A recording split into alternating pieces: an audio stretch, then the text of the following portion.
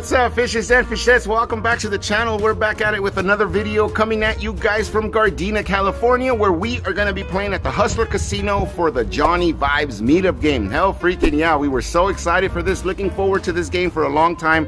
I met Johnnie Vibes in Las Vegas. I asked him to do a small cameo for my boy Happy, telling him, say happy birthday to him, it's his birthday. And that guy was so freaking cool about it. He's like, sure, I got you, man. Blah, blah, blah, blah. Hey, Happy, this and that. The guy did it in one shot. Like, that guy's a natural. So, of course, I was excited for this meetup game, meeting him out here in LA.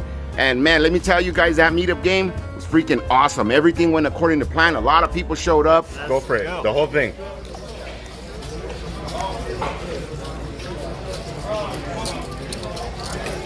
Keep going, keep going. Keep going. Eso! We are gonna go on and be playing again on the 24th. On my last video, I went ahead and picked it all up and said it was on the 27th. It's not on the 27th, it's on July 24th. It's a Saturday. We're gonna be in Capital Casino up there in Sacramento. So if you guys are free, if you guys aren't doing anything, you guys are around the area, stop by, say hi, have a beer. There's gonna be a lot of us out there. It's gonna be Thru Poker who's gonna be there. We're gonna have Jeff Stimson from Las Vegas who's gonna be there. KN Poker's gonna be there. Leo Bearded Poker's gonna be there, coming from Texas. So make sure you guys go on and follow his channel as well. There's gonna be Doug McCusker who's gonna be there. Check Race Charles is gonna be there. Andrew Locke is gonna be there. I met that guy for the first time here in the Johnnie Vibes Meetup game. The guy's cool as hell. You guys should definitely go check it out. I'm gonna be there. I'm gonna be live on TikTok. So if you don't follow me on TikTok, go on and do that now. It's FishPoker31 on TikTok. Anyways, that's enough jabbering for today. Don't forget to go on and click that thumbs up button. If you like poker related content, go on and hit subscribe. Go on and hit that notification bell if you want to go on and be notified every time I upload a video. But until now, this is it. Enjoy the rest of the video. Now, we were able to buy in $800 at this game, and we're not going to buy in for 800 bucks. That's just not what we're comfortable with. We're comfortable at $300. That's 100 big blinds. And it doesn't take very much long till we get into some action. We look down at King Queen suited under the gun, and we accidentally limp.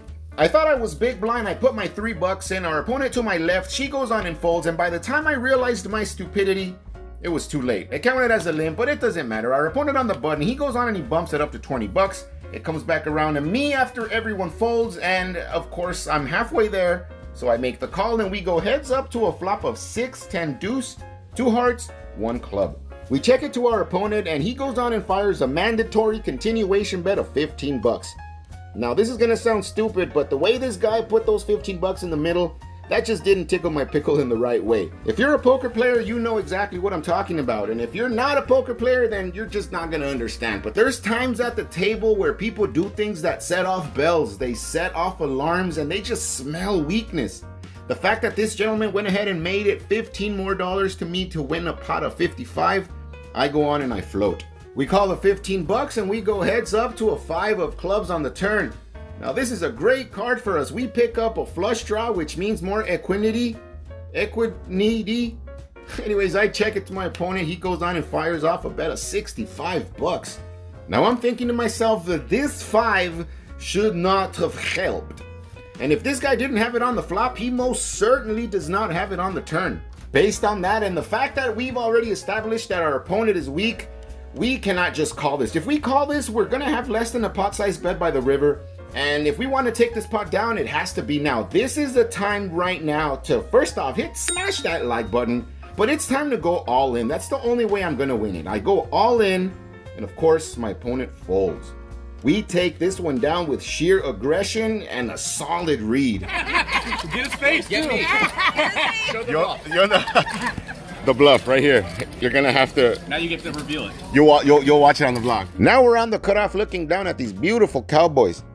Our opponent in early position likes his hand so much he decides to bump it up to 6 bucks. I, of course, like my hand more than what he likes his because I repop him to 25 bucks. Our opponent on the cutoff calls. Our opponent in early position who put those 6 bucks out there, he decides to call as well, which means that I can comfortably eliminate pocket aces from his range, along with ace king, king queen, king jack, king 10, all these king-like holdems, because me holding 2 out of the 4 kings in the deck makes it pretty damn hard for them to have any kind of king in their hand. Not impossible, just very unlikely. So with 2 callers, we go 3 ways to a flop of 3, 8, 4, 2 spades. Our original aggressor decides to check. I'm not gonna go on and check this. I put out a bet of 40 bucks. The button gets out of the way, and once it gets back to our original aggressor, he goes for the good old check raise. He makes it 80. Now this board is so damn dry that the only thing that makes sense to have here is a set.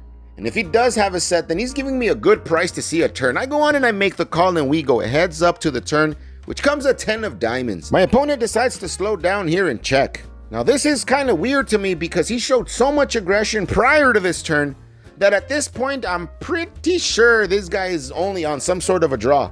And if he is on some sort of a draw, this is the only time I'm gonna go on and get value from it. So once it gets around to me, I go on and I shove all in. My opponent only has about $220-ish behind, which is less than a pot size bet. And he goes on and he quickly calls. He goes on and turns over Jack 10 of spades for a flopped flush and a turned top pair. He breaks out on the river as a 9 of clubs hits, and I go on and take this massive pot down. Shout out to Miguel though, he went ahead and bought us some drinks. He also took the beer chugging challenge. Go. Oh, are we gonna have a winner? Are we gonna have a winner? Oh, fish got beat! Fish got beat! Fish got beat! That, ladies and gentlemen, was the face of defeat of someone who just lost their very first drinking contest. Some could argue that I did start a little late, but that's my own stupid fault, as I was being cocky. So nice hand, sir. Nice hand. Rematch coming soon. Now we're looking down at this beautiful suited gappers from middle position, and we make it 6 bucks. Our opponent in late position calls, the big blind calls, and we go 3 ways to a flop of ace 4 king with 2 hearts. The big blind checks, I go on and fire off a bet of 10 bucks. Our opponent in late position, who happens to be the most beautiful woman on earth, she repops us to 20 bucks. Our opponent on the big blind folds, I of course call the remainder 10, and we go heads up to see a 7 on the turn. I check, Lady Fish decides to throw out a bet of 20 bucks. With that 7 out there, that gives me 3 more outs. I go on and I shove. She only has about 80 bucks behind, and she's thinking about it. After thinking about it for quite some time, first off, nobody at the table can believe that I did this to my beautiful wife, but this is poker, damn it. I'm not gonna let her off the hook that easy. She eventually goes on and complains that her kicker's no good, and she folds an ace. Ace 3, I of course show her the bluff, because what's the fun in bluffing your spouse without showing her? I show her, and well, I slept on the couch that night. Go. Oh my God!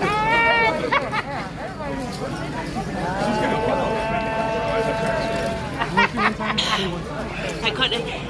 What happened? Now we're on the big blind looking down at ace 7 offsuit. There's 2 limpers along the way, the small blind calls, and once it gets back around to me, I go on and check this one down, and we go 4 ways to a flop of ace 3 7. When it gets to me, I go on and fire off a bet of 5 bucks. Our opponent on the left, who just happens to be the most beautiful woman again, decides to repop us to 20. It folds around, and once it gets around to me, I go on and shove all in. She only has about 60 bucks left behind, and she immediately calls. She turns over ace deuce, and that's no good.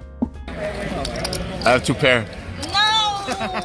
Do you at least have a I flush draw? believe you. No, not even. Do you have a heart? Tell me. Oh. I have 3 pairs now.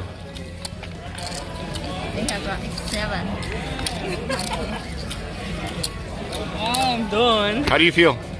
So what's the first thing that comes to your mind? I feel betrayed. Now we're in a bomb pot where everyone puts in 5 bucks, and we go straight to a flop of queen 9 jack, all spades, and we're holding queen 9 offsuit.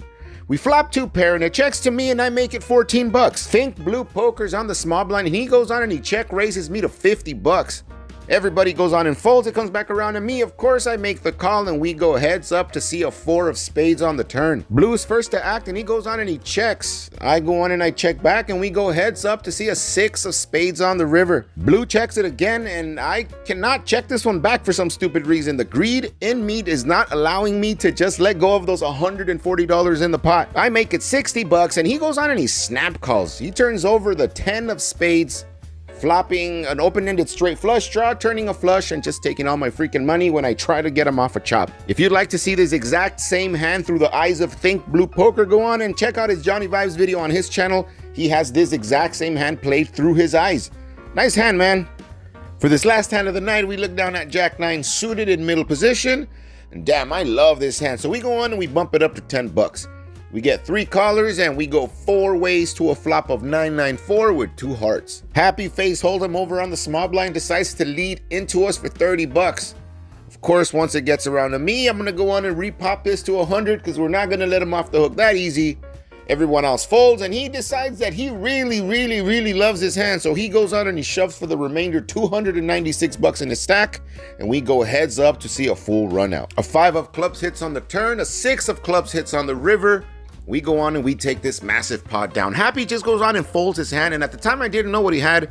But luckily for him, I'm subscribed to Happy Face Hold'em. And in one of his videos, his Johnnie Vibes videos, he has this exact hand and I went ahead and checked it out. He had Jack 10 of hearts. So he did this with the flush draw, didn't get there, and we go on and get maximum value. Hell freaking yeah, thanks a lot, Chuck. You're a nice guy.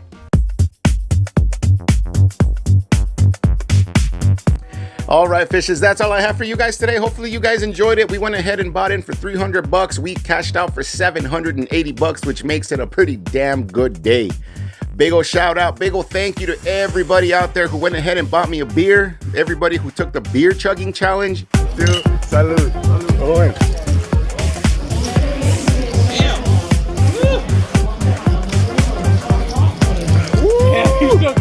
Go, go. You got this. Come on, you got this, the whole thing. 2,000 years later. Come on. No one can beat him. No one's ever. So, look at that. Everybody usually just quits.